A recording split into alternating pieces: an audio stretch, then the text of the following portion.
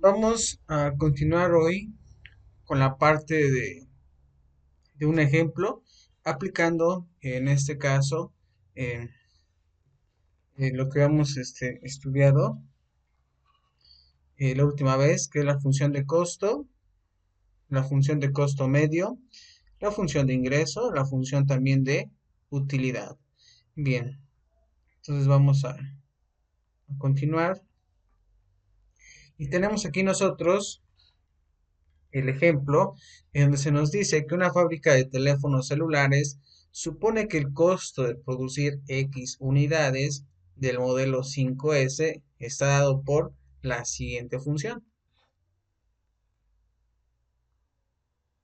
Entonces tenemos aquí CDX, recuerden que CDX en este caso nos dice que es la función de costo, es decir, nos dice el costo de producir X unidades, ¿vale?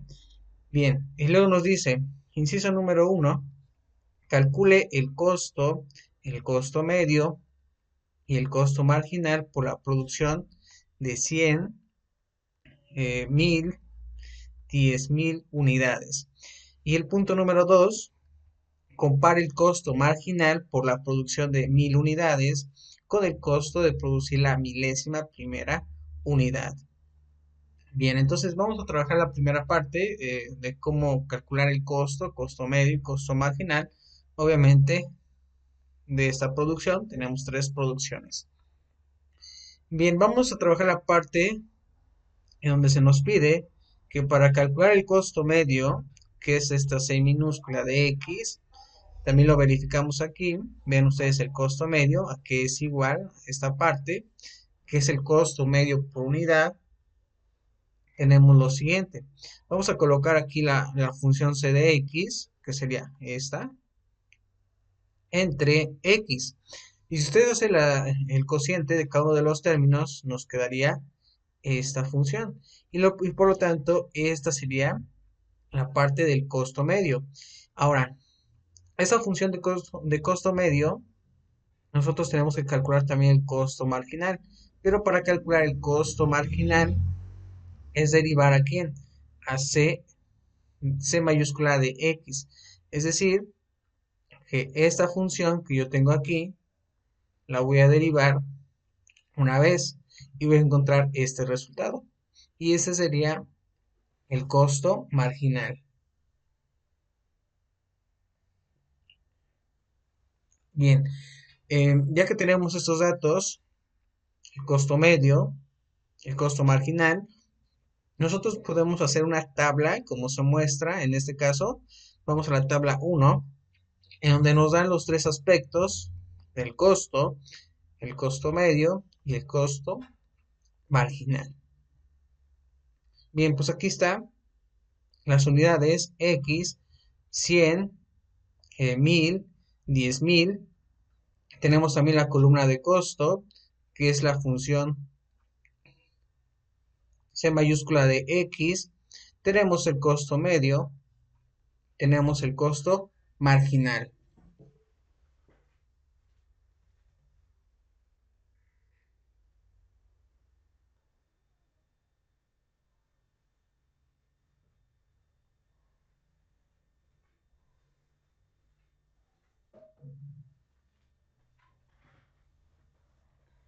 Bien, entonces tenemos aquí la columna de costo, costo medio y costo marginal.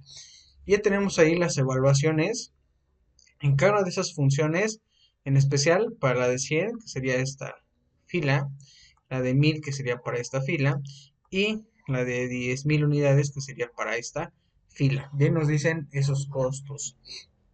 Bien, ahora, el punto número 2 nos decía comparar el costo marginal por la producción de 1000 unidades con el costo de producir la milésima primera unidad.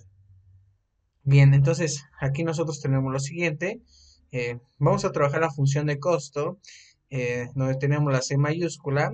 Vamos a evaluarla en la unidad 1001. En esa parte, nosotros evaluamos esa función y nos da en ese costo ya el precio. Tenemos también que, por lo tanto, el costo de producir la milésima primera unidad sería la siguiente.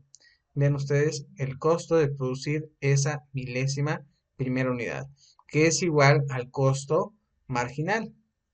Entonces, vean ustedes el costo marginal, tenemos aquí, que es para la parte C', en el caso de 1000 unidades, tenemos esta que es para 10.000 unidades y tenemos esta que es para 1000 unidades.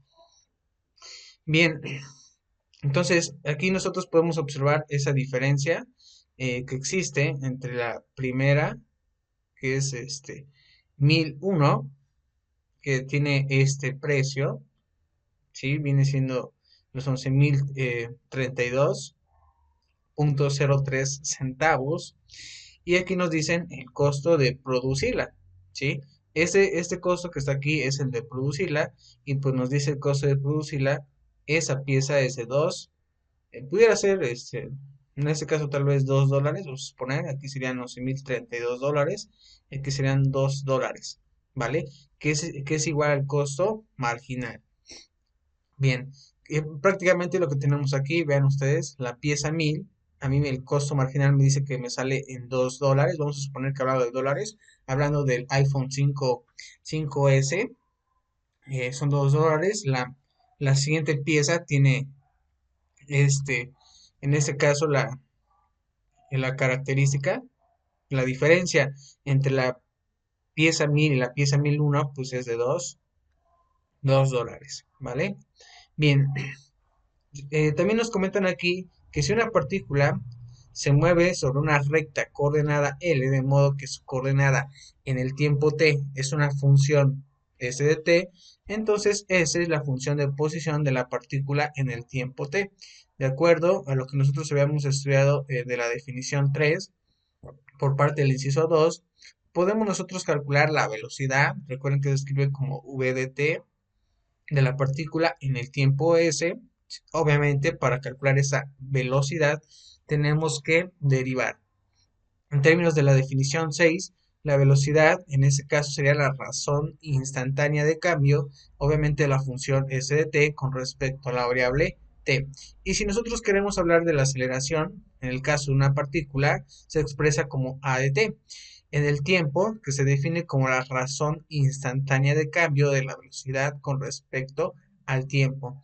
Es decir, que si nosotros queremos calcular la aceleración, a de t será igual a ¿quién? Pues a derivar una vez la velocidad. Recuerden que ya conocemos la velocidad, solamente hay que derivarla. Entonces, nosotros podemos observar que la aceleración es igual a la primera derivada de ¿quién? De la velocidad, y también es igual a ¿quién? A la segunda derivada de la posición. Entonces, nosotros tenemos aquí eh, el concepto también de rapidez. Vamos a trabajar ese concepto en un momento de la rapidez, en especial de una partícula. Recuerde que la rapidez se calcula como el valor absoluto de la velocidad. Entonces aquí nosotros tenemos la definición 7, en donde se nos dice que P es una partícula que se mueve sobre una recta coordenada L, tal que su posición en el tiempo está dada por la función s de t, donde s es una función derivable. Entonces, aquí nos dice en la primera parte, si nosotros nos interesa calcular su velocidad, pues en este caso derivamos una vez aquí a s de t, que sería s' de t. Ahora, si queremos calcular la rapidez, calculamos la magnitud, ¿sí? O el valor absoluto de la velocidad. Y si queremos calcular la aceleración en un instante t de esa partícula, eh, tenemos que derivar dos veces, vean ustedes, la función s de t, o también ustedes pueden derivar la velocidad una vez. La velocidad sería esta parte. Entonces ahí nosotros podemos obtener la aceleración. Tenemos el siguiente ejemplo, en donde se nos comenta que se lanza un proyectil verticalmente hacia arriba con una velocidad de 124 metros por segundo. Su altura sobre el suelo t segundos después del lanzamiento está dada por esta función, en este caso de t. Calcular el tiempo en el que el proyectil llega al suelo de regreso y su velocidad en ese momento. ¿Cuál es la altura máxima alcanzada por el proyectil y cuál la aceleración en el tiempo t? Bien, aquí es imaginar, porque me parece que no hay imagen. una nueva imagen. Vamos a imaginar en este caso em, que tenemos que lanzar ese proyectil. Entonces, más o menos tenemos aquí nuestro dibujito, más o menos así, más o menos así. em, y lanzamos ese proyectil, tenemos aquí tal vez esta altura, vamos a llamarla nivel cero, esa parte, vamos a llamarla esa parte, nivel cero. Nosotros vamos a lanzar nuestro proyectil, entonces cuando nosotros lancemos nuestro proyectil, tal vez viene en esa dirección, vamos a hacer el trazo, más o menos así, ¿vale? ¿Vale? Más o menos. Suponiendo que todo esto es el suelo, ¿vale? Vamos a llamarla nosotros em, em, la función eh, en ese momento que nos dicen aquí que su altura sobre el suelo t segundos después del lanzamiento es dada por esa función. Vamos a suponer que esta curva, su función es s de t. S de t es igual aquí en a menos 4.9t cuadrado más 124t. Entonces, este proyectil, vamos a suponer que aquí también tiene una altura, ¿sí? Tiene una altura, vamos a llamarla y sub índice 0. Entonces, ese proyectil sale con una velocidad, ustedes saben que la velocidad inicial o velocidad subíndice 0 es igual a ¿quién? A 124 metros por segundo, ¿vale? Sale esa velocidad, vamos a poner aquí una altura y 0 porque me parece que dice su altura sobre el suelo t segundo después del lanzamiento. Ok, entonces vamos a poner entonces esta parte, bueno, es una referencia, vamos a poner entonces que si sale del suelo, vamos a considerarlo por acá, ¿vale? Vamos a considerarlo en esta dirección, ¿vale? Entonces, se nos pide calcular el tiempo en el que el proyectil llega al suelo de regreso, su velocidad en ese momento. Entonces aquí se nos pide calcular el tiempo. ¿Cuál es el tiempo? Aquí vamos a poner t, vamos a poner también em, em, y la velocidad en la que llega, ¿vale? También nos dicen, ok, ¿cuál es la altura máxima alcanzada por el proyectil? Entonces la altura máxima, vamos a poner que vean ustedes, si hacemos que ese sea nuestro plano de referencia, nuestra recta de referencia, más o menos la altura máxima está por acá, por acá. Vamos a llamarla h sub índice 0. Esa sería la altura máxima. Vamos a escribirla aquí, máxima. Y también nos dice cuál es la aceleración en el tiempo t. Aquí un tiempo t, la aceleración pudiera ser desde que está aquí, con esta velocidad a la que sale, en cualquier instante, pudiera ser por acá, por acá, por acá, por acá. Entonces tenemos que hallar esa ecuación que nos dé la aceleración en el tiempo t. Entonces son cuatro datos, son uno, tiempo cuando llega a, al suelo de regreso y su velocidad en ese momento. Tenemos también la altura máxima que alcanza este proyectil y también la aceleración en cualquier tiempo, ¿vale? Entonces, para poder resolver este problema, nosotros definimos nuestro sistema de coordenadas de manera que la recta coordenada sea vertical con origen en el nivel del suelo y en dirección también en positiva hacia arriba. Entonces, el proyectil está en el suelo cuando S de t es igual a 0. Bien, esto es que cuando la ecuación que tenemos aquí es igual a 0, resolviendo esa ecuación nosotros obtenemos que el tiempo es igual a 0 y que el tiempo también es aproximadamente a 25.3 segundos. Por consiguiente, el proyectil tocará el suelo después de los 25 segundos. ¿Vale? Ahí ya respondimos una pregunta que se nos decía en qué tiempo. Entonces, a los 25.3 segundos llegaría entonces al suelo. Y la velocidad en el tiempo t sería la siguiente. Si nosotros derivamos, recuerden que estamos derivando esta función, al derivarla, nosotros tendríamos S' de t que es menos 9.8 t más 124 y derivándola. Así que el tiempo t que tenemos aquí si ustedes despejan ese valor del tiempo, obtenemos nosotros la velocidad con la que se impacta el proyectil en el suelo. Entonces aquí la velocidad sería 124 sobre 4.9 y en este caso nos estaría dando lo siguiente, que así, al evaluar ese punto en la velocidad, pues a nosotros nos está dando en este caso eh, la velocidad con la que se impacta el proyectil en el suelo. Y vean, aquí es igual a menos 124 metros por segundo. Este signo negativo de esta velocidad indica que el instante de impacto con el suelo, el proyectil se está moviendo en dirección negativa a la recta L. La rapidez, en este caso, en el momento del impacto sería la siguiente. Nosotros tenemos aquí la del impacto. Recuerden que la rapidez se calcula por un valor absoluto. En este caso, al evaluar la función en este momento, en este punto, pues nos daría 124 metros por segundo, que es algo que nosotros por parte de la velocidad era negativa, pero la rapidez sería positiva. Entonces, la altura máxima, cuando se alcanza el proyectil, cambia de dirección, por lo que en dicho momento, cuando cambia de dirección, que es cuando nosotros tenemos aquí la velocidad igualada a cero.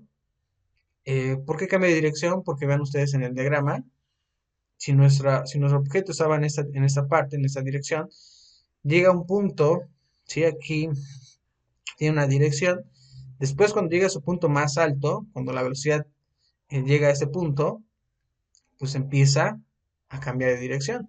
Entonces, nosotros tenemos que resolviendo la ecuación de la velocidad igual a cero, sabemos que t es igual a 124 sobre 9.8 y esto viene siendo aproximadamente 12.65 segundos y que es el tiempo en el que el proyectil alcanza su altura máxima. Por lo tanto, la altura máxima sería la siguiente. Como yo ya sé el tiempo, recuerden que el tiempo del, en que se alcanza la altura máxima es con la velocidad, nosotros ya podemos trabajar la ecuación o la función de esa trayectoria. En este caso, al evaluarla en ese tiempo, los 12.65 segundos, en la función s de t, la primera función, nosotros tendríamos en este caso, pues la altura, que serían de 784.49 metros. Finalmente, la aceleración en el tiempo t, que es la última pregunta que se nos pedía, eh, será la siguiente. ¿Será que la aceleración a de t? Pues obviamente es, en este caso, la primera derivada de la velocidad. En este momento, si nosotros derivamos la velocidad, solamente nos quedaría esta parte. Entonces, la aceleración en cualquier tiempo t es de menos 9.8 metros por segundos al cuadrado. Entonces aquí ya tenemos nosotros la solución. La altura máxima, recuerden que sería entonces de 784. Aquí sería de 784 metros, que es esta altura. El tiempo, incluso aquí también podemos conocer el tiempo, que fue de 12.65 segundos. Aquí tenemos nosotros que el tiempo es de, tenemos el tiempo, aquí lo tenemos de 25.3 segundos. 25.3 segundos. Y la velocidad, en este caso, fue de menos 124. Y de menos 124 metros por segundo, ¿vale? Esa fue la velocidad a la que se llegó en esta parte, en este punto, cuando llegó al suelo, ¿vale? Entonces ahí tenemos nosotros la geometría eh, en este caso. Y bueno, llegan más ejercicios que ustedes pueden poner en práctica. Son dos, tres, son ocho ejercicios. Les recomiendo que los resuelvan como de práctica. No van a hacer ningún envío, pero les sirva a ustedes para mejorar sus conceptos de aceleración, velocidad y de la ecuación de posición. Bien,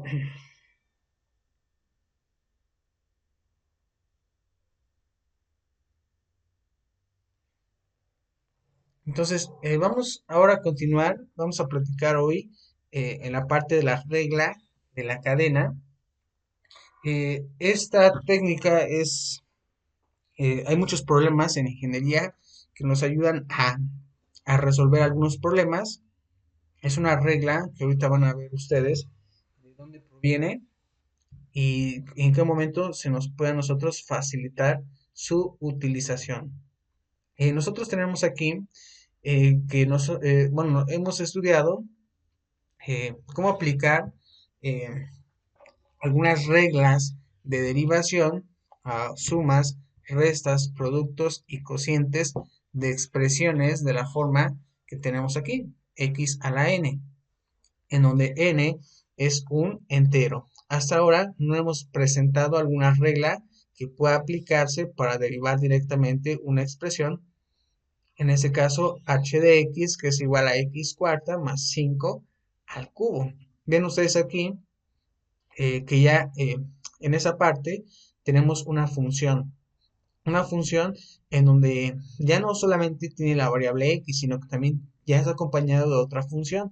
Ahora tenemos tanto una función x a la cuarta más una constante, en este caso 5, y estos dos a la vez están elevados al cubo. Nosotros no tenemos una técnica que nos ayude a resolver esto. La más cercana, aquí ya nos comentaron que fue x a la n, derivar x a la n, pero nosotros, si ustedes recordarán, lo aplicamos cuando esa potencia sea un entero. Un entero incluso también pudiera ser positivo y negativo. La función que nosotros tenemos aquí, h de x, es una función compuesta. Si nosotros hacemos que y sea igual a f de u, pero u sea igual al cubo, ¿vale? Y establecemos que u es igual a g de x y g de x es igual a x cuarta más 5, podemos nosotros escribir y que es igual a h de x y esto sea igual a ¿quién? A f de g de x. Es decir, prácticamente algo que ya estudiamos desde la unidad número 2 es una función compuesta. Básicamente nosotros sabemos cómo derivar tanto una función f como una función g, de modo que sería útil desarrollar una regla que nos permita derivar f círculo g en términos de las derivadas de f y g. Resulta que la derivada f círculo g es el producto f y g. Este hecho constituye una de las reglas de derivación más importantes, llamada regla de la cadena.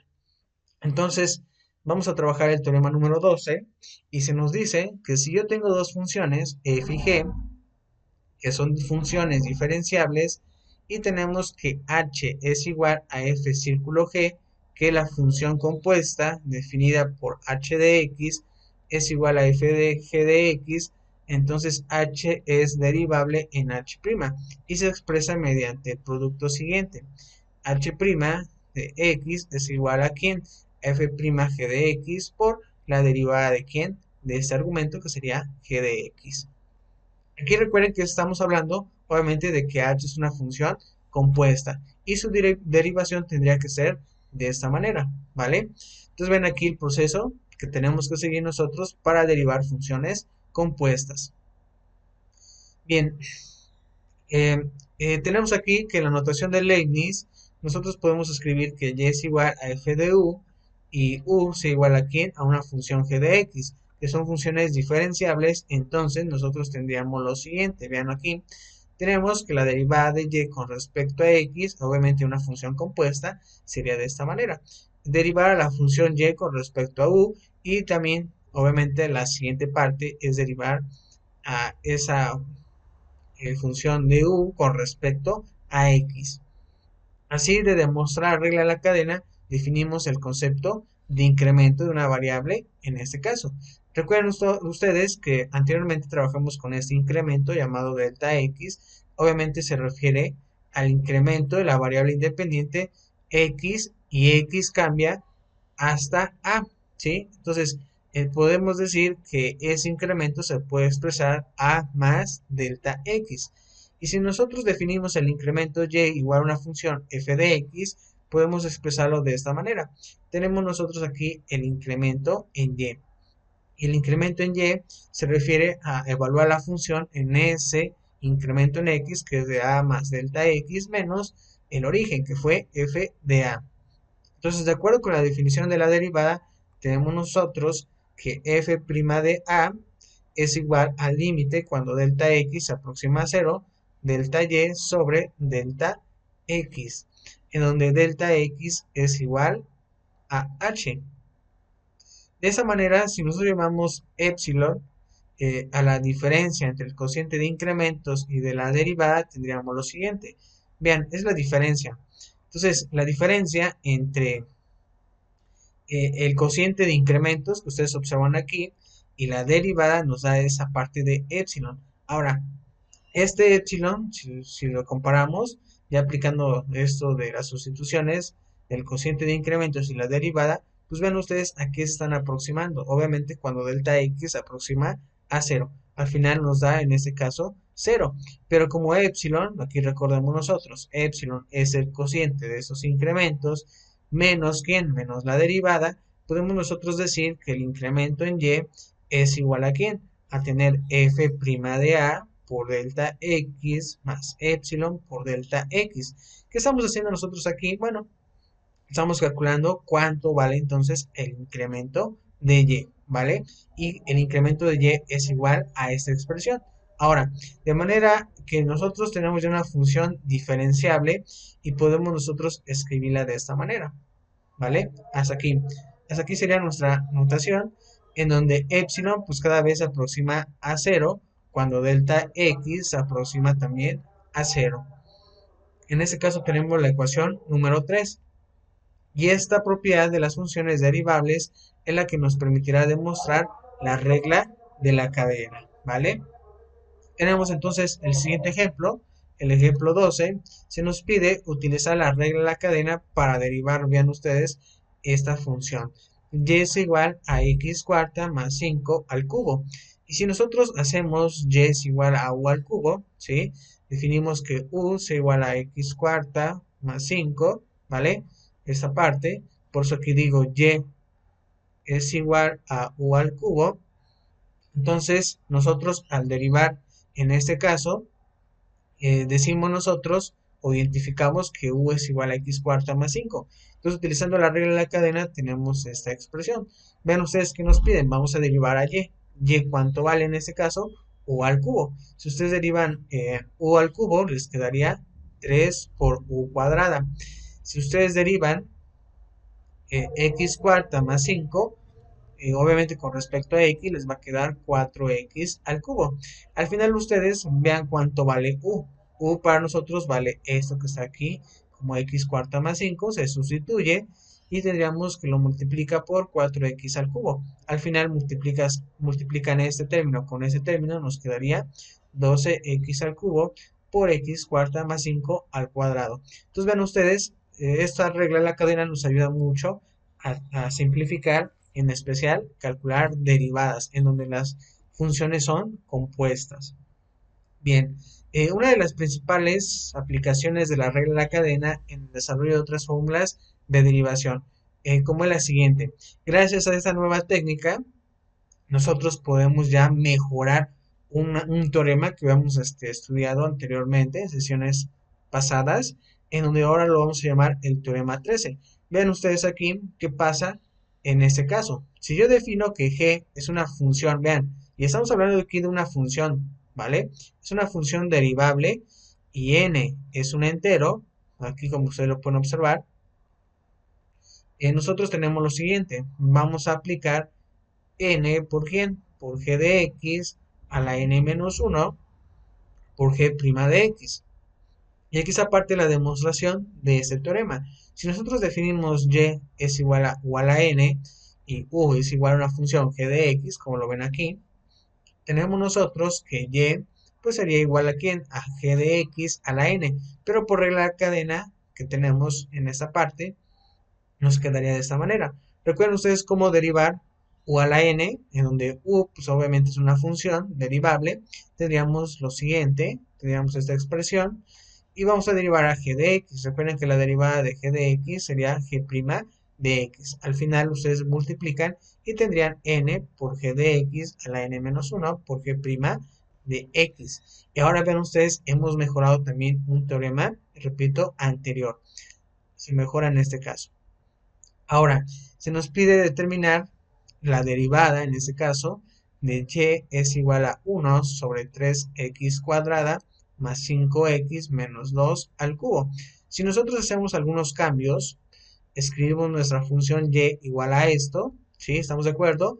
En vez de tener un cociente, podemos nosotros facilitarnos más el procedimiento de encontrar su derivada, pues haciendo un cambio, un arreglo ahí. Sería esta función, pero a la menos 3. Y ustedes saben que si aplicamos la regla de para derivar la potencia de una función, tendríamos lo siguiente. Esta n, aquí me dice n menos 3, escribe aquí menos 3, por la función en este caso, f de x. Recuerden que también puede ser f de u. Aquí se le resta menos 3 menos 1 y derivan su argumento. En este caso sería esta función u, que sería 3x cuadrada más 5x menos 2. Ahora, aquí simplificamos, les quedaría menos 3 menos 1 menos 4, ¿por quién? Derivando esto, nos quedaría 6x más 5, se multiplica y al final nos quedaría esta expresión. Y ese sería el resultado, pues, de nuestro ejemplo 13, ¿vale? Ya haciendo uso de la técnica regla de la cadena. Bien, si nosotros sabemos eh, que una función es diferenciable, tenemos también otra recta. Recuerden que ya conocimos la recta tangente. Ahorita vamos a platicar de la recta normal. La recta normal a la gráfica de la función f en el punto que tenemos aquí, P de A, P sería aquí con componente en X, bueno, coordenada en A, que sería X. Luego tenemos coma f de A, que sería en Y. Es la recta que pasa por el punto P y es perpendicular a la recta tangente en el mismo punto P. Si nosotros tenemos la primera derivada de A, la función f de A en ese punto A, y es distinto a 0, entonces la pendiente de la recta normal será igual aquí a menos 1 sobre f' de A. Pero si f' de A es igual a 0, entonces la recta tangente es horizontal, por lo que en este caso la recta normal es vertical y tiene por ecuación, en este caso, x es igual a A. Bien, pues vamos a observar esa parte. Vamos a resolver otro ejercicio, pues tratando de buscar esta recta normal. Bien, si ustedes observan, tenemos esta función f de x, vean aquí, x cuadrada menos 1 a la cuarta. Y se nos pide determinar las ecuaciones de la tangente y la normal de la gráfica de f en este punto. En el punto que tenemos aquí, un medio, f de un medio. Bien, aplicando la regla de la potencia, vean ustedes lo que tenemos que hacer solamente para poder calcular una ecuación tangente y normal. Bien, entonces calculando la regla de la potencia, aquí f' de x implica pues aplicar esa regla en la cadena, que sería 4. Recuerden que en este caso n pues vale 4 por x al cuadrado menos 1.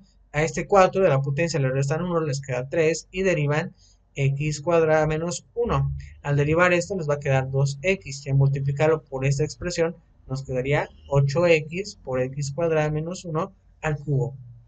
Este es, en este caso, el resultado. Ahora, la pendiente de la recta tangente en el punto P sería la siguiente. Recuerden que estamos trabajando, aquí nos dicen el punto, en qué punto sería un medio. Vamos a buscar esa pendiente con la derivada que hemos calculado. Entonces decimos que la pendiente de la recta tangente, por eso se expresa como m subíndice t, tenemos f' de un medio es igual a 8 por un medio, por lo que tenemos aquí. Luego entre paréntesis sería un medio al cuadrado menos 1 al cubo. Y si ustedes resuelven esta operación les quedaría menos 27 sobre 16. Esa sería la pendiente en la recta tangente. Ahora, si nosotros obtenemos la ecuación de la recta tangente, utilizamos el modelo punto pendiente, que sería la siguiente. Tenemos aquí y menos y subíndice 0. Creo que hay una sesión anterior que también les platiqué de esta ecuación, que es y menos y subíndice 0, es igual a m, que es la pendiente en este caso, pero ya la calculamos. Y luego tenemos aquí x menos x0. Si ustedes observan, nuestro punto tiene un medio y f de un medio. Por eso este sería x0 y este sería y0. Y vean ustedes la localización de estos datos. Ahora, para simplificar esa parte, nosotros empezamos a sustituir. Vean ustedes, evaluamos la función f un medio, nos está dando como resultado 81 sobre 256. Esto es igual a la pendiente, ya la calculamos, aquí la volvemos a encontrar, por x menos un medio. También ustedes pueden simplificarla y decir que este término pase al siguiente miembro, ¿vale? Y aquí multiplicando esta pendiente por x, esta pendiente por, por, este, por un medio, pues nos quedaría ya simplificada esta recta. Y es igual a menos 27 sobre 16 por x más 297 sobre 256. Y esa sería la ecuación de la recta tangente. Hacemos algo similar ahora para encontrar la pendiente de la recta normal. Vean, aquí es otra recta en este caso. Y vean ustedes, según la parte del análisis que hicimos, que la pendiente se calcula de esta manera, que es menos 1 sobre la pendiente de la recta tangente. En este caso ya la calculamos, se realiza esta operación, se simplifica y nos quedaría esta pendiente de la normal.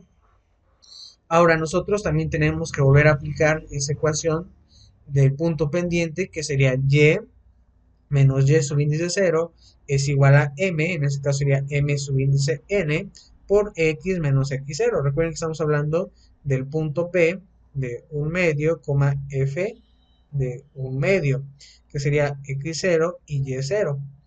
De acuerdo a esos datos, nosotros aquí evaluamos. Vean ustedes, ya lo hicimos una vez, evaluamos a f de un medio, nos dio este resultado.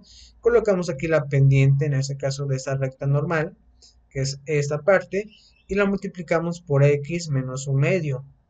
Si ustedes hacen las operaciones, nos quedaría esta recta.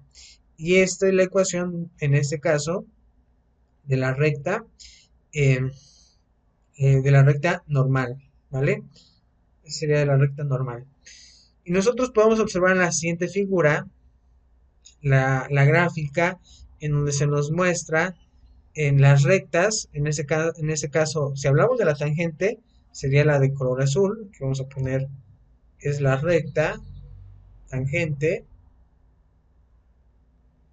y la de color rojo que tenemos aquí sería la recta normal, ¿vale? Ahí ustedes pueden observar en este caso la geometría, ¿vale? Repetimos, la de color azul, la recta tangente, y la de color rojo sería la recta normal. Vean, ¿en qué punto? Recuerden que el punto fue, fue P, un medio, F de un medio, ¿vale? Y ese punto es el que tenemos aquí, ¿vale? Ese es el punto, en este caso, que nos interesa a nosotros, ¿vale? Bien, entonces la gráfica mostrando la recta tangente y normal en un punto P.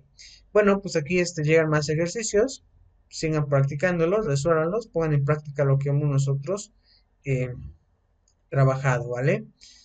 Bien, eh, nosotros ahora nos toca platicar acerca de la derivación, en este caso implícita. En el caso de la derivación implícita, ustedes podrán observar la siguiente ecuación que tenemos aquí, y es igual a 3x cuadrada menos 8. Se dice que y es una función explícita de x, ya que y es igual a f de x, ¿vale? Esa es la diferencia entre una función implícita y una derivación, una función explícita. En ese caso, repetimos nuevamente este análisis porque también lo vemos más adelante en otros cursos, como en ecuaciones diferenciales, en donde sus soluciones de esas ecuaciones diferenciales pues están dadas algunas veces por una función explícita e incluso también pudiera ser implícita. Entonces, si nosotros tenemos una función explícita es porque tiene esta notación, que y es igual a una función f de x. Entonces aquí ustedes pueden observar que efectivamente esta esta función es explícita. Ahora, si ustedes observan la siguiente ecuación que tenemos aquí, de color amarillo se lo estoy marcando, que es 6x cuadrada menos 2y igual a 16, se define que es una función f, pues al despejar a y en este caso, si despejamos y en este caso, ven ustedes dónde se encuentra y, está aquí, se obtiene la siguiente ecuación. Vean ustedes, se obtiene la misma que nosotros hemos mencionado hace un momento, ¿vale? Bien, de una ecuación donde tiene dos variables, en este caso x y y, si nosotros despejamos una, encontramos lo siguiente, encontramos una función f de x, en este caso, y es igual a f de x. Bien, en el caso que tenemos aquí, vean ustedes esta parte, que es una función de dos variables, aquí tenemos x y y, se expresa que es una función implícita. Entonces vean la diferencia entre una función eh, explícita y una función implícita. Recuerden que una función implícita, aquí ya les están mostrando un ejemplo, como es esta parte, y en el caso de una función explícita, de esta manera. Ahora, nos dice aquí que es una función implícita, obviamente, de la variable x, o que f está definida implícitamente por la ecuación. Si nosotros empezamos a sustituir y por f de x en esta ecuación, obtendríamos lo siguiente. Vean, en y, recuerden que esta y, nosotros decimos que y es igual a f de x, pero vean ustedes cuánto vale f de x. F de x es igual a 3x cuadrada menos 8. Por eso, haciendo este análisis, haciendo esa sustitución a y, nos quedaría expresado de esa manera. Simplificamos los términos y vean ustedes qué ocurre. En esa función implícita se vuelve una igualdad. ¿Por qué? Porque la letra y, que para nosotros es una función de x, al sustituirla por su valor correspondiente, pues debe de ser solución en este caso a nuestra ecuación implícita. Por eso nosotros llegamos a esta igualdad. Ahora, esta última ecuación es una identidad. Eso es lo que caracteriza a las funciones definidas implícitamente por una ecuación de x o y, ¿vale? Esa es la diferencia. Entonces, en ese momento ya ustedes pueden apreciar nuevos conceptos, nuevos términos en este caso. Llegamos con la definición 8, vamos a analizar qué se nos dice. Se nos comenta que una función f está definida implícitamente por una ecuación si, solo si, al sustituir eh, y por f de x, en la ecuación se obtiene una identidad, ¿vale? Esa es la parte de una función definida implícitamente, ¿vale? Nosotros aquí tenemos el siguiente ejemplo. Se nos dice cuántas funciones diferentes quedan definidas implícitamente por esta ecuación. Tenemos aquí x cuadrada más y cuadrada es igual a 1. Si ustedes observan, nuevamente confirmamos que se trata de una función implícita.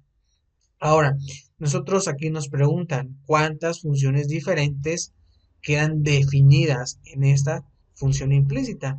Bueno, nosotros vamos a buscar cuántas. Bien, nosotros sabemos que esta función implícita se trata de la ecuación de una circunferencia de radio 1 y centro en el origen. Recuerden que eso también lo vimos en la unidad número 2. Ahí pueden recordarlo ustedes, ya no es nuevo, ya lo sabemos nosotros. Y resolviendo a y en términos de x obtenemos lo siguiente. Nuestro caso es trabajar esas funciones de y es igual a f de x. Por eso aquí se nos recomienda pues hallar el valor de quién, de y. Es decir, haciendo ahí un poco de álgebra, en este caso, para hallar el valor de y, pues nos quedaría más menos la raíz cuadrada de 1 menos x cuadrada, que se define implícitamente dos funciones. Tenemos aquí la función f de x. La función f de x es igual, en este caso, a esta raíz cuadrada, pero totalmente positiva, y a esta pero obviamente negativa por el signo que tenemos aquí. Entonces es obvio decir que en esta función implícita, pues ven ustedes cuántas funciones hay definidas, pues dos, ¿vale? Hay dos funciones en este caso. Bien, no es obvio que la ecuación que tenemos aquí, que tiene tres términos antes del símbolo igual y dos términos después del símbolo igual, define una función implícita de la función f, en el sentido de que al sustituir en este caso y por f de x, pues nos quedaría de esta manera. Eh, sea una identidad para todo x en el dominio de la función f. Se pueden enunciar condiciones que a nosotros nos aseguren que dicha función implícita existe y que nos aseguren también su diferenciabilidad en algún subconjunto de su dominio. Sin embargo, en este caso, no es necesario resolver una ecuación para y en términos de x para calcular su derivada. Eso sería algo muy tedioso si lo intentáramos hacer porque sabemos que hay muchas y's, ¿sí? Hay muchas y y vean, incluso la y que tenemos una que es cuarta, otras que son con una potencia 1. Entonces, en lugar de ello, podemos aplicar el método de derivación implícita.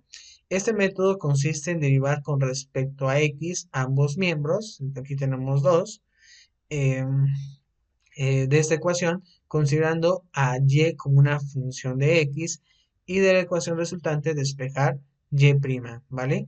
En este caso también podemos nosotros calcular esas derivadas de funciones implícitas y obviamente tienen el nombre de derivación implícita. Aquí como debemos de pensar en este caso para resolver esta parte, bueno, que nosotros vamos a derivar, repito, con respecto a x, a esta función, eh, eh, en ambos miembros de la ecuación, considerando a y que es una función de x. Y después de ese procedimiento vamos a intentar despejar a y', ¿vale? Pero bueno, aquí tenemos la siguiente actividad, lo vamos a tener que dejar para la siguiente sesión, el ejemplo 16.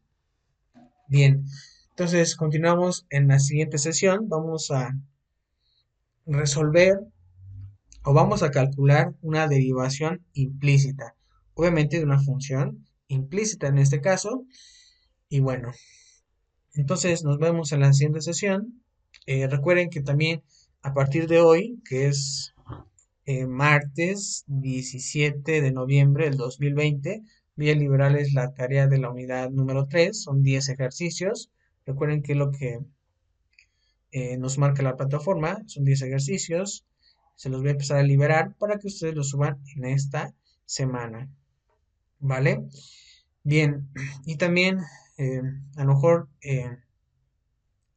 la próxima semana trabajemos eh, la parte de TICS, vamos a realizar algunas gráficas y vamos a tener que calcular algunos límites también, obviamente de las unidades anteriores, ¿vale? Entonces esténse al pendiente hoy, que es martes, por la noche, ya debe de estar su tarea en plataforma para que las empiecen a resolver. Bien, entonces nos quedamos en el ejemplo 16. Continuamos entonces, repito, en la siguiente sesión.